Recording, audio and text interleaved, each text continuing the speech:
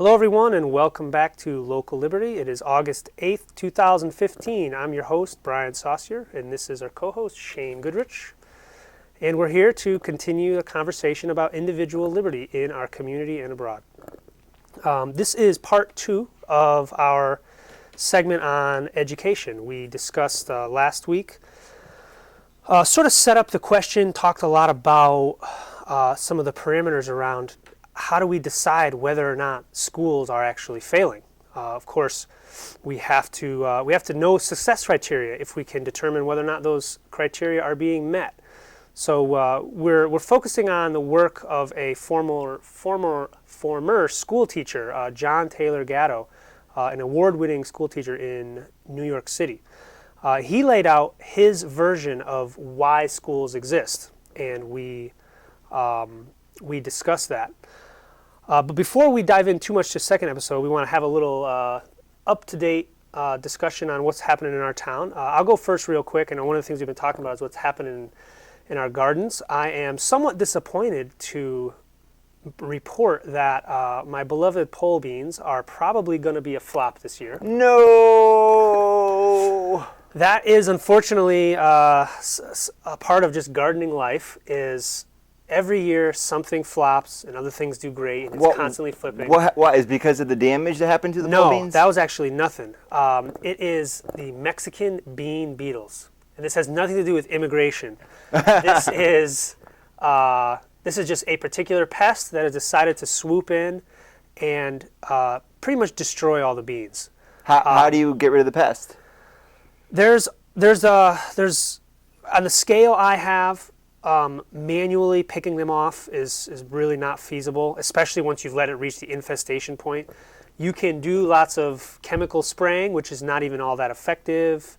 As a late measure, it's effective as a preventative. But I try not to use any of that because I just don't want to do that in my garden.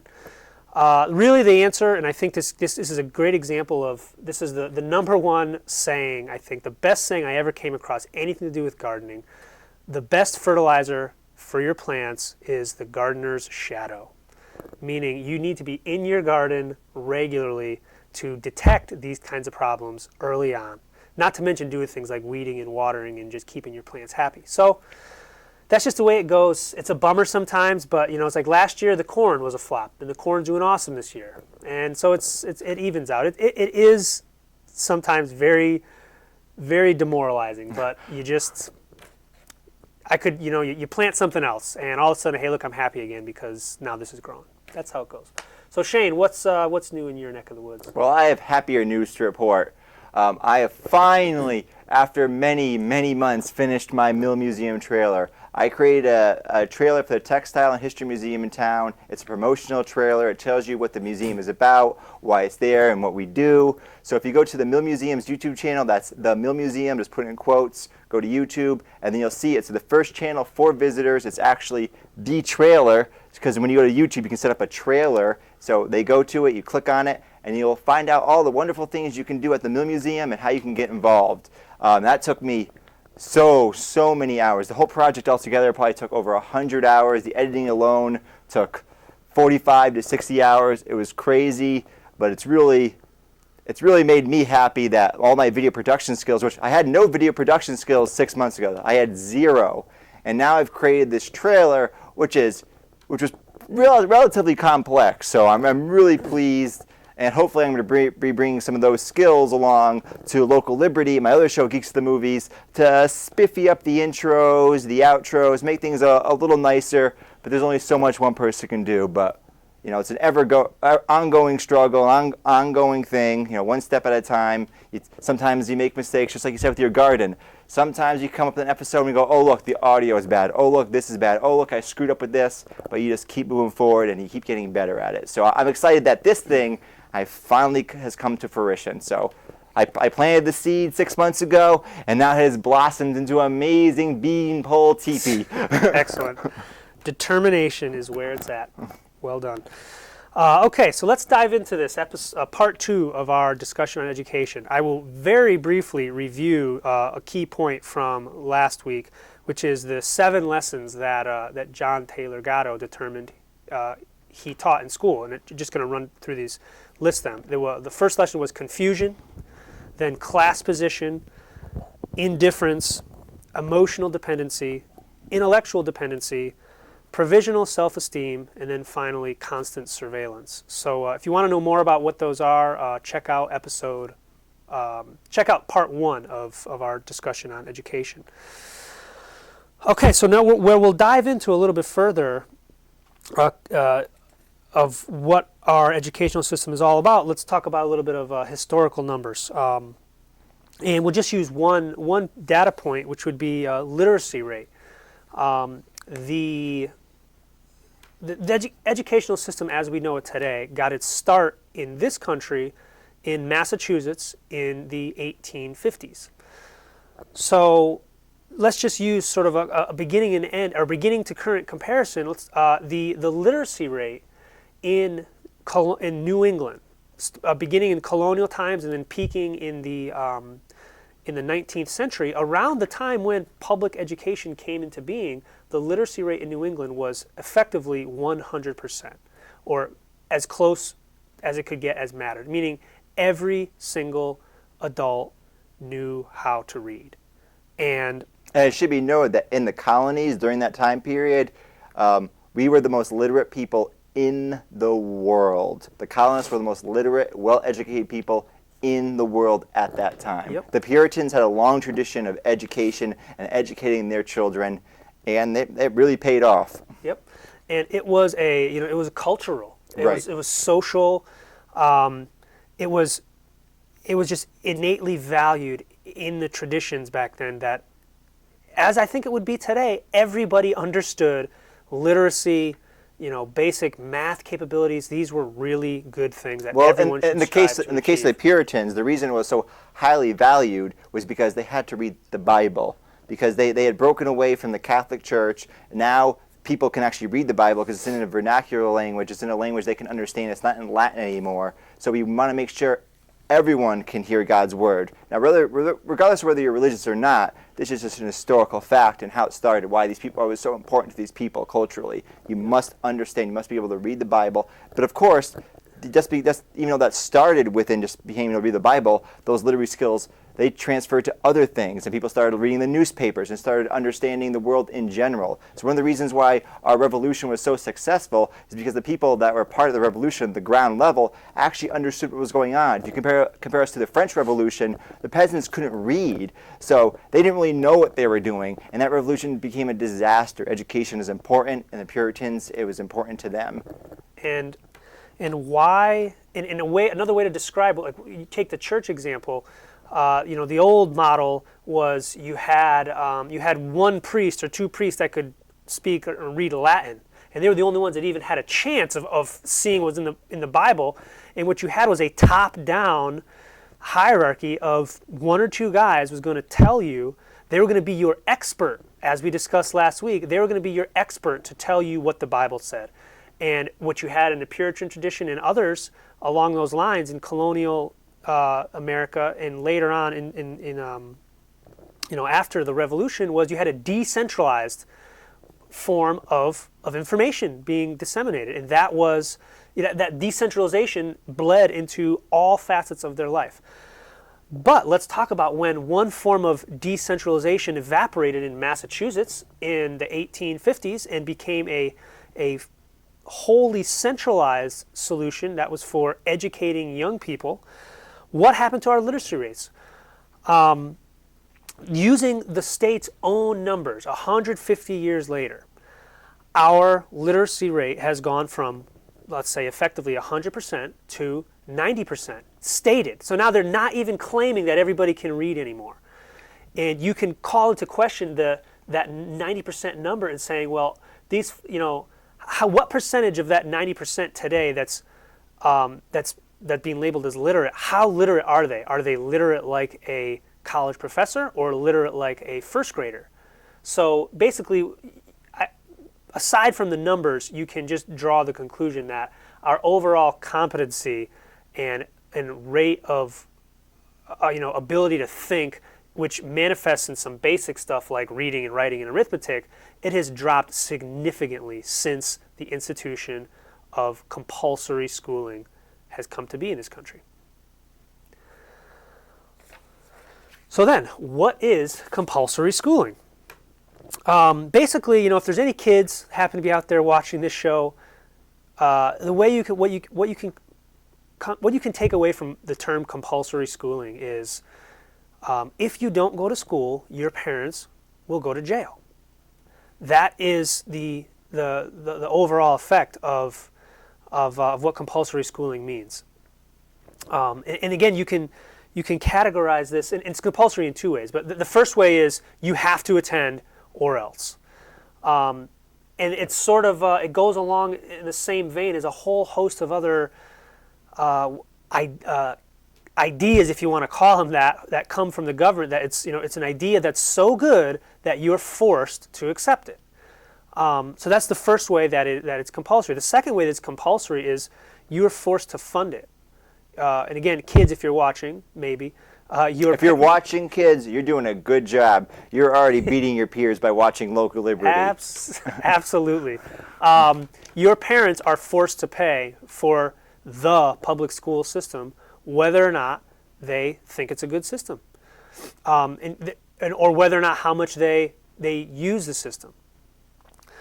So again, it's sort of that fits the classic model. We can come up with a whole bunch of other examples of again, ideas that are so good that their participation in the idea is mandatory. That's always my biggest problem with these things.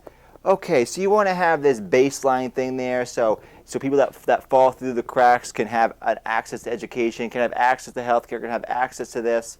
All right, fine. We can talk about that. But why does it have to be mandatory? Why does the post office have to have the monopoly control over the mail? If the post office is so great, then why not allow other carriers to also carry mail? We can still have the post office. Look, it's the backup. It's whatever you want to call it. If it's so great, then it can compete in the free market. No big deal. But why does it have to have the monopoly over handing out the mail? Why? That part I don't get. Same with the educational system. Now, we talked in a previous episode that our educational system in Connecticut is not so bad because you actually can fairly easily get out of it, as Brian is doing with his children. But in other states, it's much more difficult. Why is it much more difficult? There should be the option, all right? And if parents want to choose the public education system because it's so great, all right, fine. We can get into debate later on about the funding and about other things, but just for the moment, we can say fine, but why not allow them the option, like we have in Connecticut, where we can just say, I'm taking my kid out of school, I'm going to educate him myself. Why? Why is that a problem across the country? I don't get it. Right. So it comes down to monopoly being an essential component of everything the state does. It's not a lever of control, unless you think of a lever as in you're leveraging a big rock out of the ground. That lever only works if you stick it in the exact right spot where the rock cannot avoid it. Right. So a lever of control only works if it is based on a monopoly, that you cannot escape the control. And I think you said this, but I'll just reiterate. In Connecticut, you can escape half of the compulsion.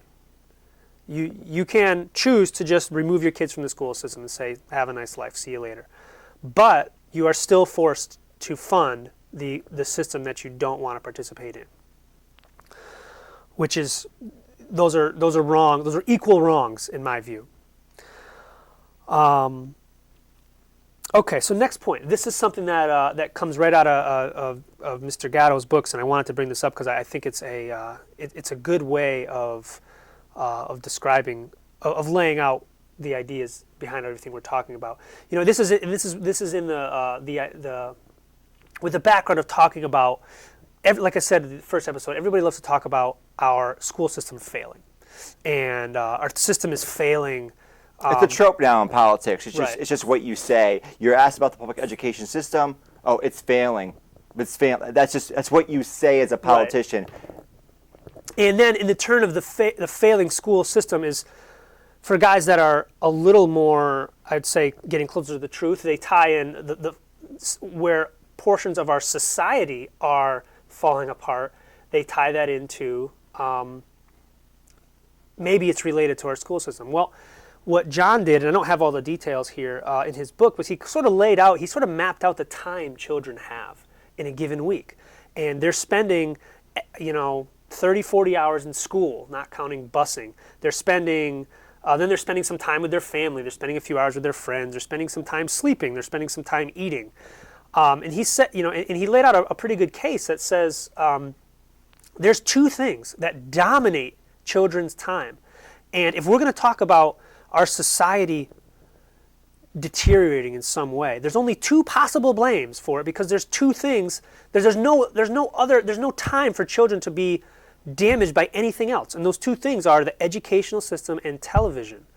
There's no time for them to be damaged by something else. Yeah, and I love how you phrase that. Yeah, that's pretty much the point he made. Is if we're going to say that children are, and it is another trope that everybody likes to talk about, is kids, they aren't like they used to be, or this has changed, or that's changed. Okay, let's accept that as true. And then when you start talking about why, which I don't, but we'll ignore that. There's only two possible reasons why children, in some vague description, are heading in the wrong way. Another vague description, because their time is spent almost exclusively on two things. One is participating in a public education system, or he wrote this book in 1991, and it was television, which now that translates to television could just as easily be replaced by Internet. Online, right? The online activity, whether it's your cell phone or video games or whatever. So, but it's the same thing. A television, a computer, a video game, a cell phone, they all amount to the same thing, being a totally captured, absorbed mind. I actually think they're very different, because a television is passive viewing, whereas video games or the internet is actual interaction. You actually have to learn things and how to interact and handle that system that you're in. As a matter of degree, yes, I agree with that, in that television is purely passive. I mean, watching TV on the internet is the same thing. But people do a lot more than that on the internet. They do, but there's the element of where people choose to be these passive, buckets that somebody else is just pouring into them. That hasn't changed a lot over the last 30, 40 years, and that there's still a significant amount of time that especially young people spend in the passive sort of absorption mode of receiving something. And yes, I completely agree that there's the other side of the information unlocking that's taking place on the internet, which is hugely powerful. Exactly. But that's a different discussion. But it's extremely important. But the reason that we have this, we'll stick with TV, yeah. the worst example, is because before we had TV, you know what kids did? They had to do chores because people were poor, and the kids had to help out on the farm because they didn't have leisure time. Why didn't they have leisure time? Because they had to get the water, they had to get the milk, they had to do this, they had to do that. But as our economy has grown, as people have become more have achieved more prosperity, now their kids, well, we can take care of their kids now. We have enough money where we don't need to have the kid working. They can be a kid, and they can watch TV, they can do this, they can do that activity. So people bemoan the bygone times of kids doing this or that, but it's actually a good thing. It's actually a healthy thing, because we used to have kids that worked from a very young age, often in very hard labor, because they had no choice. They had to help the family, or the family would starve. That is a bygone era, at least in the United States and in Western Europe.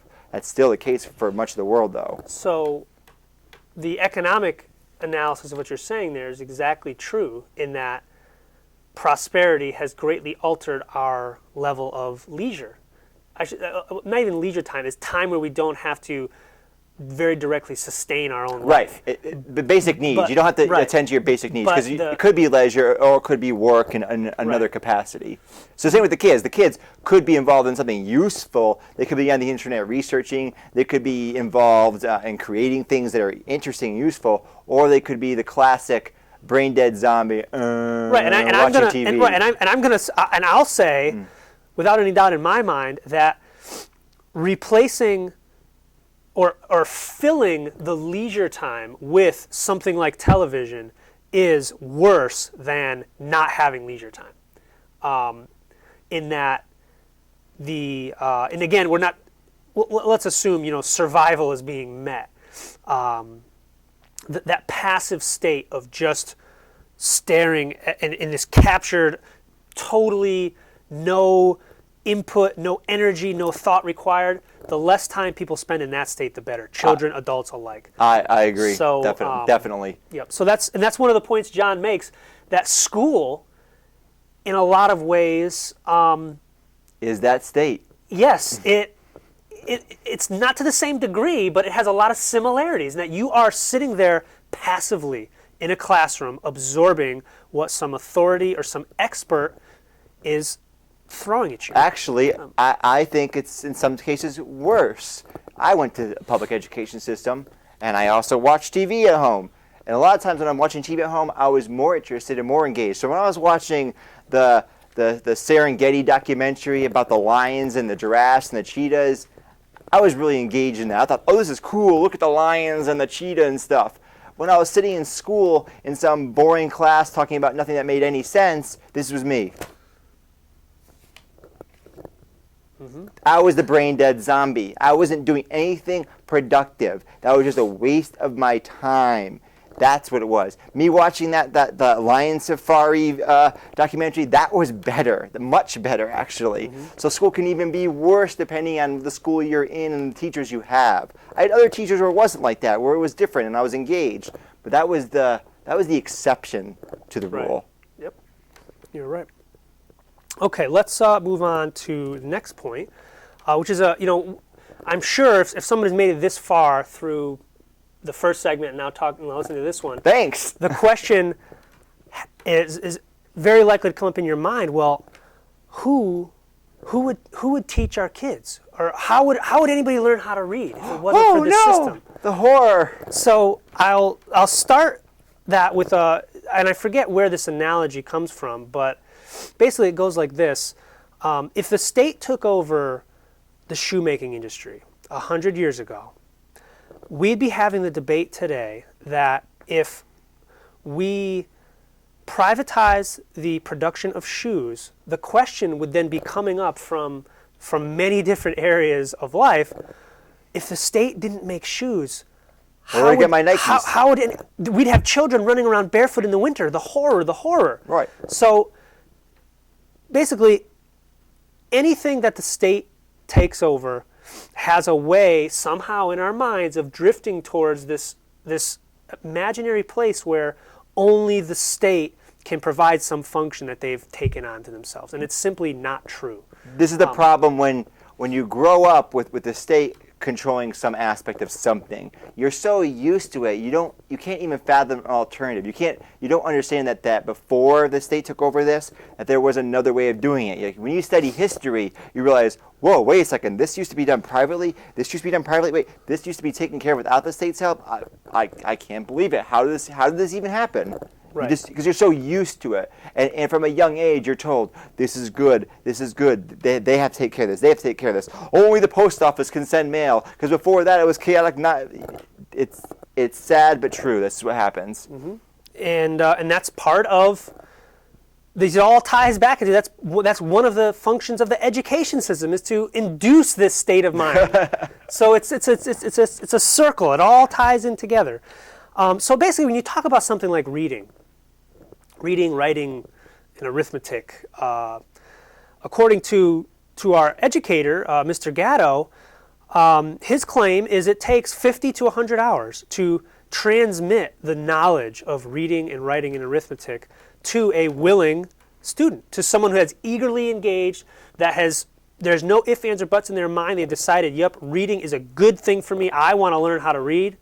And that age, that who knows what age it could be, that it does not take a tremendous amount of time. It certainly does not take 12 years to teach somebody how to read. High-level skills, when they're taught in school in the classroom setting, take this bizarre amount of time, this extreme amount of time to learn anything. If I was in college right now in a communications degree learning video production, and I was in my senior year, and I've seen it. I'm an intern here at Charter. I have seen college students that are in a communication program in their senior year. They are doing work here at Charter. The work I do, 6 months of doing this, is far beyond them. After 4 years, They don't even know what they're doing. It's so bizarre. I see people in the history program at school, and I'm like, you've been doing this for 4 years? I've been here in school I've taken one history class. I'm already far beyond you because of my studies on my own time. Yes, high-level skills take a lot of dedication to learn. They take a lot of time, but the amount of time they take in school is just exponentially longer than it really should take, because they use this one-size-fits-all model where it has to cater to everyone. So what happens is it caters to no one. Yeah, and this sort of goes back to the 7-lesson school teacher. The objective is not to teach the skill. So that's not the primary objective. If that happens, okay, great. And again, we're not talking about individual teachers. This is talking about the system. Okay, so next point, we'll go through. We'll go through a lot of these quickly. This is just something that I've observed, sort of being connected to a lot of the more conservative side of the political spectrum. Everybody likes to go get in a major fuss over Common Core. And I had to laugh to myself as I'm reading this book written in 1991 where Mr. Gatto is discussing how he basically says, what's all this fuss about a national curriculum? We already have one. And I've laid it out in my book. The national curriculum is the 7 lessons that I teach. So, because like the precursors to Common Core were being pushed 30 years ago, 35, 40 years ago. So this is not new. I had something called the mastery test when I was an elementary school student. I'm 33 years old, and it was a statewide thing. I assumed it was even broader than that. It was basically the same thing as Common Core. There are these basic standards. Here's a test. Here's just with the little bubbles. Fill it in with your number 2 pencil, and do you pass this number or not? If not, you're failing. If yes, you're doing well. And of course, it didn't really matter what you did because they just moved you on anyway. But still, right. And just so I'm clear, Common Core is garbage, but it's one size fits all model, like we said, doesn't work. Right. It's one little crumpled. It's like throwing another bag of garbage on top of the dump, so to speak. Just piling on. Right. It's sort of like the real problems are far deeper than a national curriculum. We've had a national curriculum for a long time. Now, maybe we talked about last week the seen versus the unseen, and I guess it's understandable how this is getting so much more attention because we've crossed the realm from the unseen, which is the 7-lesson school teacher, to the seen, which is now, hey, look at this national curriculum. So it's understandable that this is getting a lot more attention. It's easy for people to latch onto because before it was kind of underneath the surface. You had to do some research. Maybe you actually had to have kids in the system. Now anyone just goes, oh, Common Core, I see what this is and I don't like this. Right, and I have to question, if you, rightly so, you're bothered by somebody in Washington, D.C., or whatever connected groups created this, somebody very far away creating your curriculum for your child, I'm glad that you're bothered by that. But you're okay with somebody in Hartford? I mean, what's the difference? The people in Hartford that you've never met, never will meet, never going to meet your kids, never going to have a clue about your values, what's important to you, what you want your kids to learn, they're the same as the people that are 1,000 miles away. 50 miles away, 1,000 miles away. If it's a top-down, centralized solution where your individual inputs coming up from the bottom don't matter, then we're talking apples and apples. It's the same thing. So my message to all the folks that are rightly upset about Common Core is think about why you're upset about it, and then hang on to that and apply those reasons further and further and further down the stack, and then see where that thinking takes you. Okay, so then the next point, and we've really talked about this in a lot of different ways already, but I'll just really quickly talk about. We talked about top down and centralization. The way schools are set up as a pyramid, like a lot of other things in life. In the pyramid, the people at the top of the pyramid control everybody else below. What you have in a school system is you have a classroom where the teacher is in control and top down pushes knowledge down, or pushes something down to the children. Then in turn you have the administrators of the school system and control the teachers, and they maintain and ask teachers, how free they are to do what they want to do in the classroom. And I think you'll hear from most of them what the reality is. They're confined fairly tightly into what they can do in the classroom.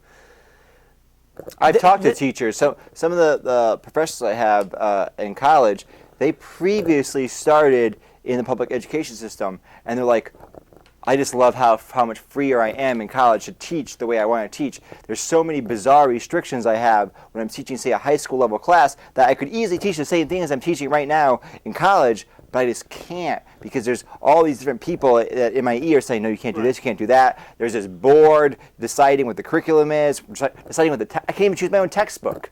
No, this is the textbook. Yep, that's one of the key ways of control is through the textbooks. Now, carrying this back, or carrying this further, you have you got your teachers, then your administrators, and then you can say, well, you've got kind of there's maybe 12 layers of administration, and then you get to the centralized, the central committee, the bureaucrats in the middle, the State Department of Education, the Federal Department of Education.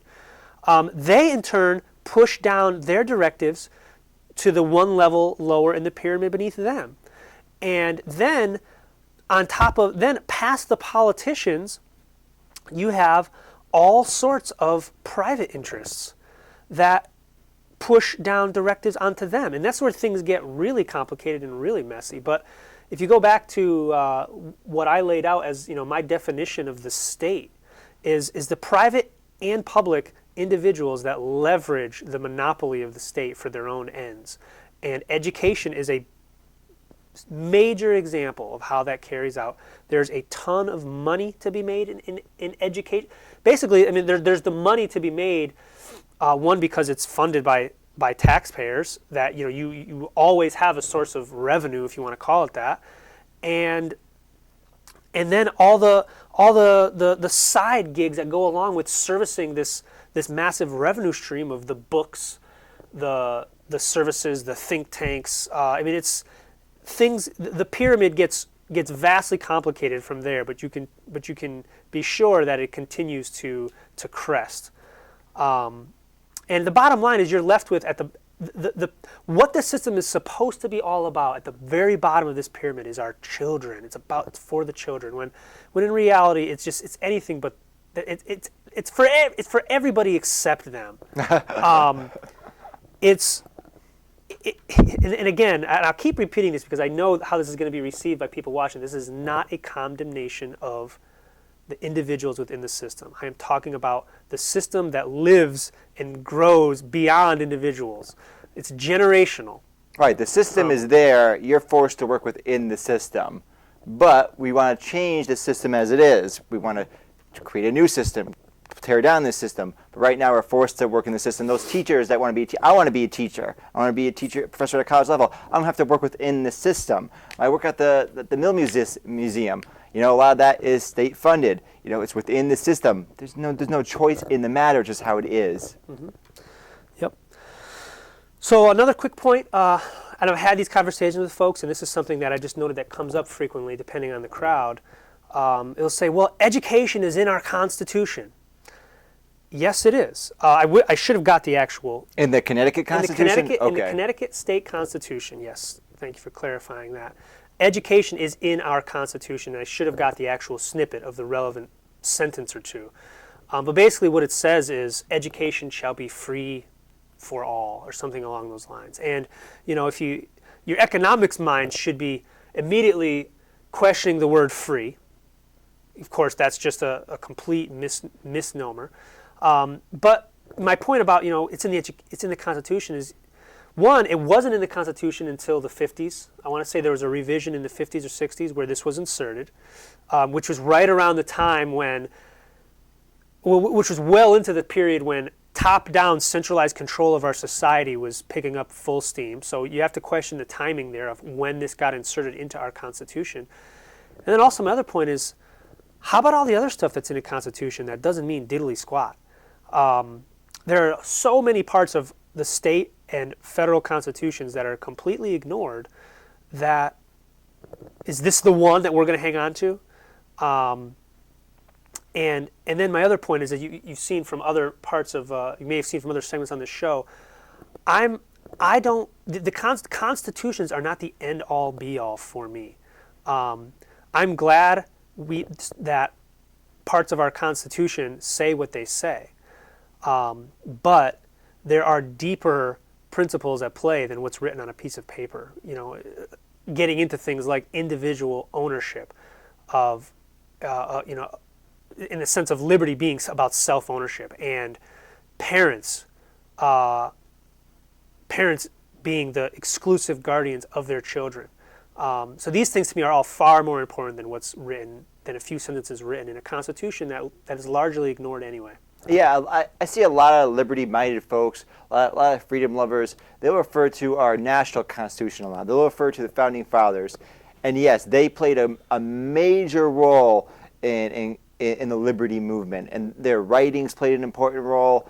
And they're all interesting historically.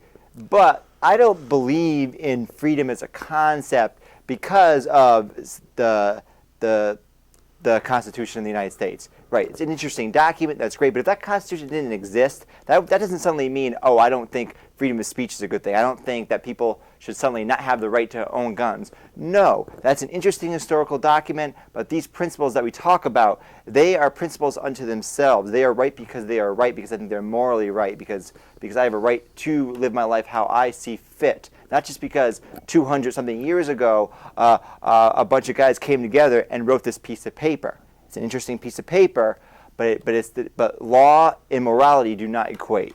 What's in the law is not necessarily what is morally right. So in the case of the Connecticut Constitution, sure, this is what it says, and it may be difficult to change what it says, but that doesn't necessarily mean it's right. Now, in my case, in the case of the education, it says it must be free.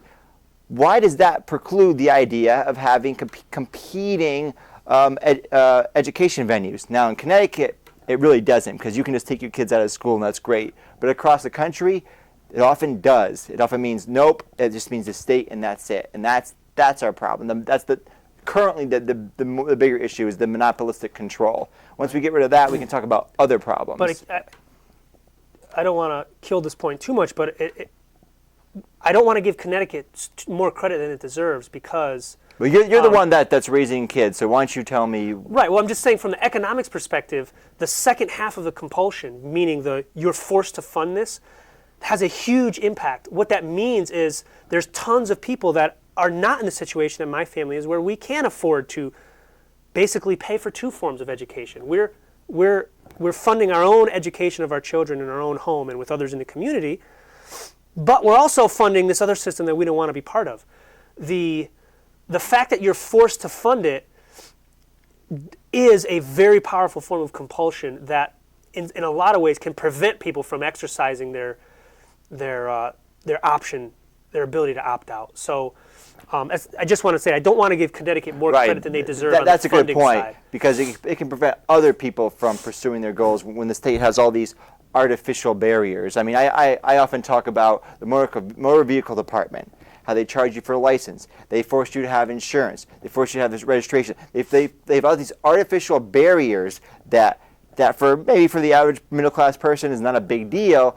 But if you're dirt poor and have no money, it's like, well, I could just buy this car right now and be driving, but I can't because this $300 beater, which I could be driving around, now is going to cost me $600, $700 because all these additional fees I have to pay for it. It's so ridiculous. There's no individual freedom without economic freedom. Right, Roger? Okay.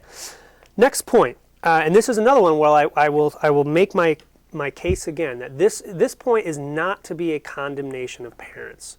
This is one to I just want to get people to think about something, to think in a different way about an action that they've taken for a long time. And this is talking about the aspect of basically handing your children over to strangers. And I'll say for the record that my daughter went to kindergarten at the magnet school in Windham for 1 year. We were building our way up towards homeschooling, and We weren't there yet when it was time for her to go to kindergarten, so she went to kindergarten. And so I did what I'm going to ask people to question. It's basically, think of the neighborhood you live in, and think of somebody that's 5 houses down. If they pulled up to your driveway in a car, would you, and they opened their door and they smiled at you, would you just put your kid in the car and close the door and come back 8 hours later? No, you wouldn't. If your neighbor showed up in this big yellow box with wheels underneath it, you'll open up the door, or they'll open up the door, and you'll put your 5-year-old, you'll help him get up the steps and wave goodbye to him, give him a kiss, and you'll come back. You'll come back 7, 8 hours later, and we have full day kindergarten in Wyndham, and you'll get them off the bus, and then you'll walk home. You'll walk them back to your house, and you'll never think twice about it. And my question to you is why? Why is that? When the way most of today's society is set up, we don't know half of our neighbors. You wouldn't send your kid. You wouldn't send your kid over to your neighbor's house, a neighbor that you don't know. You wouldn't send your 5-year-old over there for 2 minutes. I wouldn't send my cat over to my neighbor's house for 2 minutes. But that is not an exaggeration. I would not do that. Right. I don't know him. Doesn't make any sense. Right. So why do we send our 5-year-olds and our 6, 7, 8, 9, 10, 12-year-olds over to a stranger's building, to a large building full of strangers for 40 hours a week? And to use the words, and I couldn't find the quote from another one of John Gottow's books, couldn't find it for this. It's basically, he says, that's a really radical and revolutionary concept of parents handing their kids over to strangers. And then I'll ask the question from teachers, if there's any teachers listening out there. How many parents have you met, forget come to know, prior to a kid showing up in your classroom? How many parents, let's say a 4th grade classroom with 9, 10-year-olds, how many parents have you met before the kids show up in your room for 40 hours that week or 30 hours? What percentage of them have you met? I'm going to guess it's not going to be a high percentage. And then say, what percentage of those parents do you know well enough to consider them a close acquaintance? What percentage of them do you know before that first day? I'm going to say it's somewhere close to 0%. So why does all this take place in our system? Why do we treat the institution that's related, the public education system that's related to government, why do we treat it so drastically than our neighbors? I asked this question in the vein of hopefully getting people to ask it of themselves and to think about it. And then the only answer that I can offer is it circles back to the 7-lesson school teacher about developing this not entirely rational but very powerful trust in some external distant system.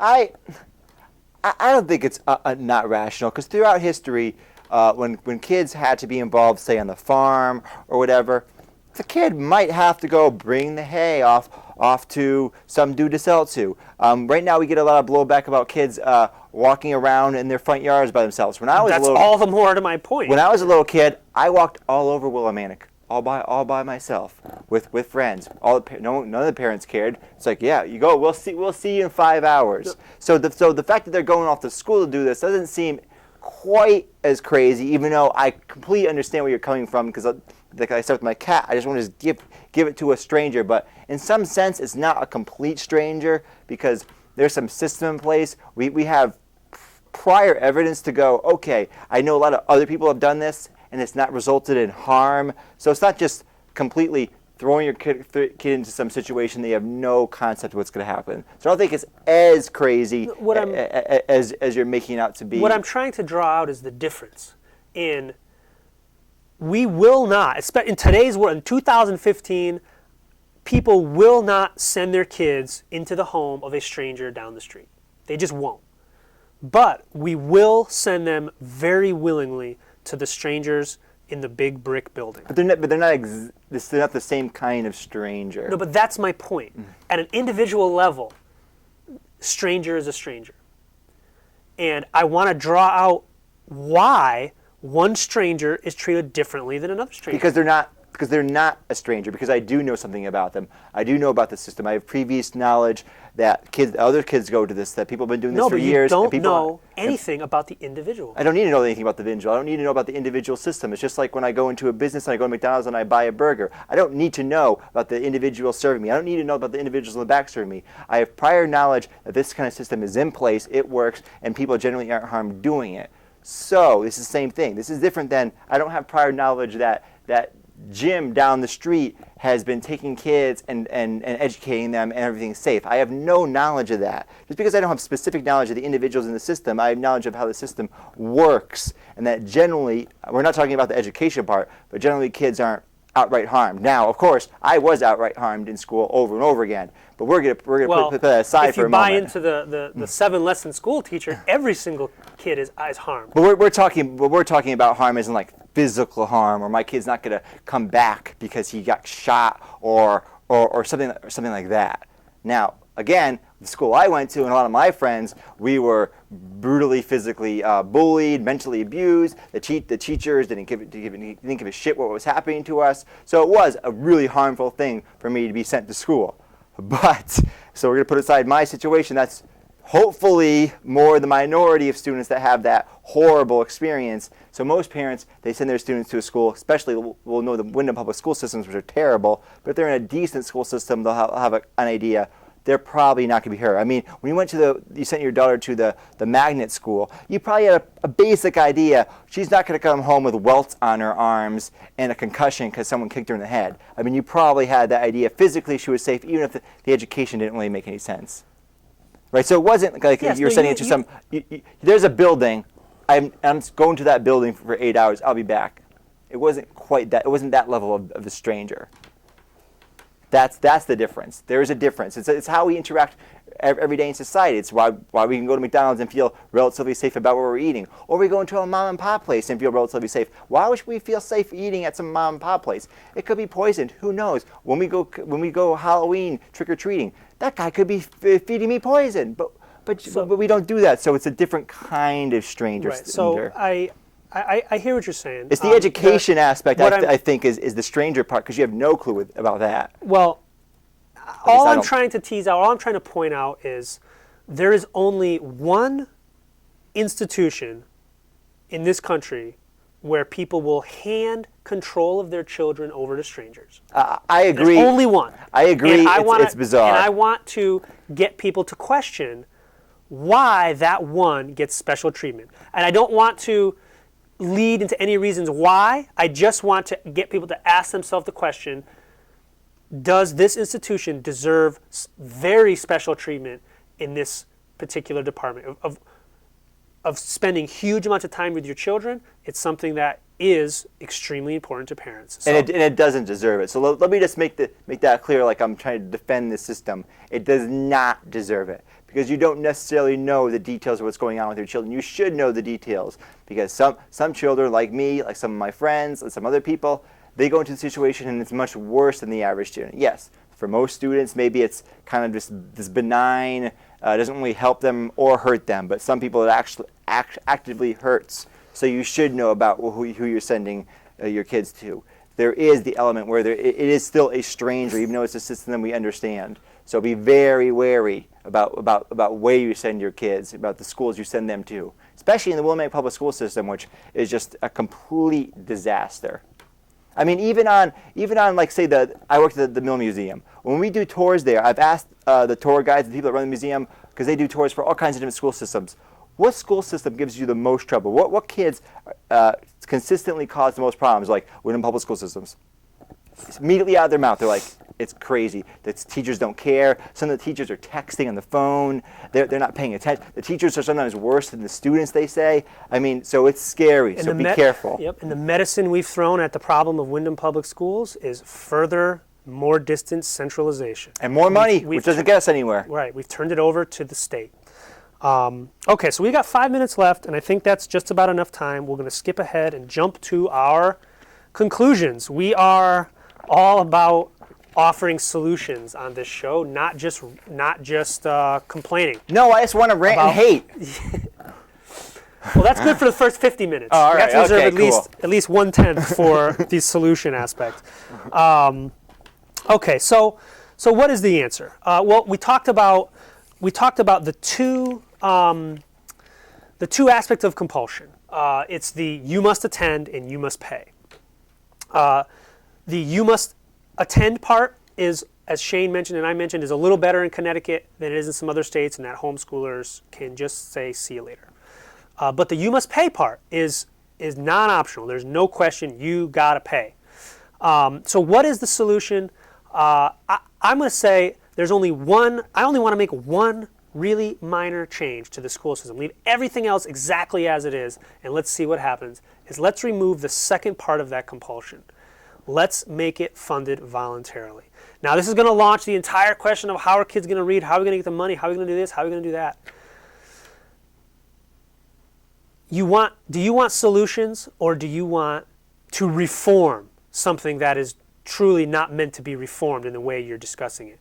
And again, if the school system is worth existing, why can it not fund itself? Why can it not fund its own existence? This gets back into the whole other conversation about the mythology of state functions, but it really comes down to the free market. You probably could have guessed this, where we were going. The free market will sort out the successful schools from the unsuccessful ones. And no, poor people will not just be destitute, staring at these words that they can't decipher on pieces of paper everywhere. We were how many times poorer in the 1800s than we are now, and everybody knew how to read? There was a different equation back then. It was based on decentralized solutions, and it produced far better results. Charter schools are not a decentralized solution. Magnet schools are not a decentralized solution because they're all tied into the second aspect of compulsion, which is you gotta pay for them whether you want to use them or not. Right, but they're competition. But they're not real competition. But they are competition because people have a choice which one to send to, and now there's competition with themselves. But they're captive within the system. They're captured by the compulsion of you got to pay for this system. You have forced choice A, forced choice B, forced choice C. Can you opt out? No. It's not real But you competition. you can opt out because you can homeschool. No, you cannot opt out of the second aspect of compulsion. Oh, okay, but I'm talking about the education itself, not the compulsion of the but payment we're talking system. about a solution to the system. Right, but I don't think that's a solution because no one's actually going to do that. Is a solution a real solution that the majority of people aren't going to buy? And I don't think the majority of people are going to buy that. So my focus wants to be on what's the best way to educate kids, and competition, we always know, brings forth the best ideas. So I agree that the forced payment of the system by people that don't want to engage in it is wrong. But the problem is, if the majority of people think it's right and we're not going to change their minds, I want a solution that will work in the here and now, and not work 30 years from now after we break down this aspect and this aspect and this aspect. So defunding the system as it stands I don't think is a realistic prospect of occurring. Now we can maybe alter the source of the funds or change how it's funded in some sense, but to just completely defund it publicly, people aren't going to go for it. I just don't think it's going to happen, so I don't think it's a real solution. A real solution involves what the majority of people will get on board with, what other people think, the people that disagree with us will think. That's thinking within the confines of... That's thinking within the confines of reality. No, that's thinking within the confines of systems that we've set up, like majority rule. But that's the reality. It is majority rule, so it's always going to be majority rule. That's how societies work. Majority rule is a layer on top of our real society. That's how it's always worked. No, absolutely not. Our real society does not function on majority rule. Even an anarcho-capitalist society in a hunter-gatherer tribe, it's still majority rule in the sense that social norms are controlled by the majority. So there's always the sense that the majority is going to have some power over everyone else, because just as we're human beings, the reason we care about each other is because the majority of people care about each other. So if the majority of people don't care about defunding the education system than what we're talking about, it's going to be difficult to achieve those goals. I want a goal that's more practical, maybe a smaller scale, because people get used to the idea of public education being funded by everyone. So let's chip back on that and make them see, oh, there's some other alternatives. Just saying, I want to defund the system, I think just more likely to turn people off from the ideas that we want than turn them on. I'm not here to offer populist. I'm not here to offer popular solutions. Right. I'm here to offer what I believe to be real solutions. And that's where we have interesting conversations. Mm-hmm. And comment below to tell us what you think. Absolutely. And I think we are out of time. And thank you guys very much if you made it through all 2 hours of that. It's been a fun discussion. We will continue to have more conversations. I think we'll probably come back to this in one way or another. It's certainly on everybody's mind in our town. Of our school system it's our entire budget of the town, and it's very important in our community. So we will be revisiting this. Thank you very much for listening. You can find us on Local Liberty on YouTube, Local Liberty on Facebook, localliberty.org, and localliberty.ct@gmail.com. I'm Brian Saucier, and this is Shane Goodrich. Thanks very much for listening, and we will see you next week. Take care.